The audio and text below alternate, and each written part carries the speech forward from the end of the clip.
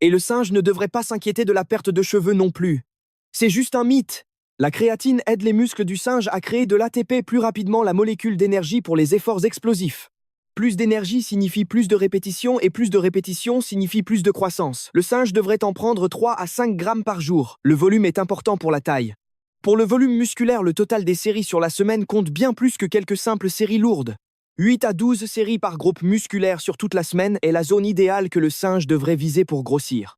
Par exemple, 4 séries de curl biceps le lundi, le mercredi et le vendredi, ce qui fait 12 au total sur la semaine.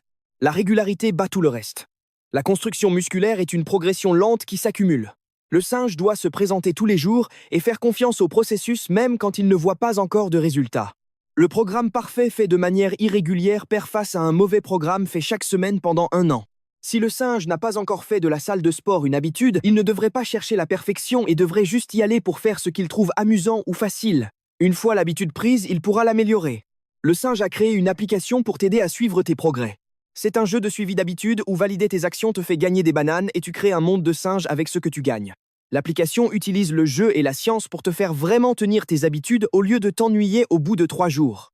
Plus de 1828 singes l'ont noté 5 étoiles. Clique sur le lien dans la description pour la télécharger. Les mouvements polyarticulaires.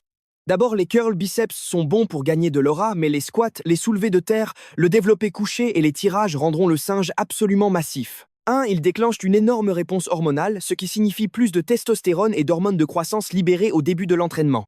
2. Une plus grande activation totale des fibres musculaires signifie une plus grande prise de volume. Le singe commence ses entraînements par de gros mouvements polyarticulaires, puis utilise des exercices d'isolation plus tard. Les soulevés de terre sont les plus importants. Ils construisent les jambes du singe, le bas de son dos, ses trapèzes et sa poigne, et donnent au singe une congestion qui rend le reste de son entraînement plus efficace. Les dips sont aussi sous-estimés. Avec une bonne technique et un bon étirement, ils ciblent les triceps, les deltoïdes, les pectoraux et même les avant-bras. Combinés avec du développé incliné, ils offrent aux pectoraux du singe un entraînement ultra complet. Maximiser l'étirement. Des recherches récentes montrent que les muscles grossissent davantage lorsqu'ils sont entraînés dans leur position d'étirement. Le bas du mouvement, là où le muscle est étiré et également sous tension, est l'endroit où se produisent les gains massifs. Le singe doit trouver des exercices et optimiser sa technique pour charger ses muscles lorsqu'ils sont le plus étirés. Contrôler l'excentrique. La phase de descente appelée la phase excentrique est aussi le moment où se produit réellement une énorme quantité de micro-déchirures et de croissance musculaire. Prendre 3 à 4 secondes pour descendre le poids au lieu de simplement le laisser tomber rendra les entraînements du singe beaucoup plus efficaces. Alors jeune singe maintenant tu sais, alors qu'est-ce que tu attends? Va t'entraîner et reste. La surcharge progressive. Un singe qui fait le même entraînement chaque semaine ne voit aucune évolution. Les muscles du singe ne grossissent que s'ils y sont obligés. Donc chaque semaine, le singe doit donner à ses muscles une nouvelle raison de devenir plus gros.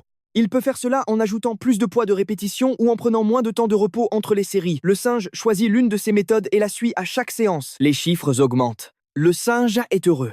Le singe est motivé pour retourner à la salle de sport la prochaine fois. Le singe devient Arnold. La fenêtre anabolique. Le singe a entendu dire qu'il faut consommer des protéines dans les 30 minutes qui suivent son entraînement. Bien que cela donne au singe de petits avantages, ce qui compte vraiment, c'est le total quotidien de protéines. Le singe devrait viser à manger environ 1,5 à 2 grammes par kilo de poids de corps. De cette façon, les muscles du singe ont un apport constant en acides aminés pour se réparer et se développer.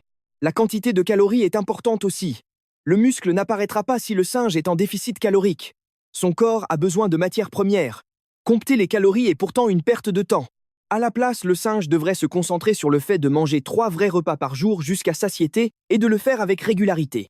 Manger jusqu'à l'échec est tout aussi important que s'entraîner. Le singe ne construit pas ses muscles à la salle de sport, il les construit en dormant. L'hormone de croissance humaine atteint son pic pendant le sommeil profond et c'est à ce moment-là que la synthèse des protéines musculaires se produit réellement. Si le singe dort moins de 7 heures par nuit, il annule tous les efforts de ses entraînements.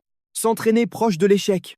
Les recherches montrent que les séries poussées près de l'échec recrutent le maximum de fibres musculaires. Le singe devrait s'arrêter à 1 ou 3 répétitions de l'échec sur chaque série pour obtenir les meilleurs gains. La créatine fonctionne. La créatine est soutenue par des décennies de preuves scientifiques.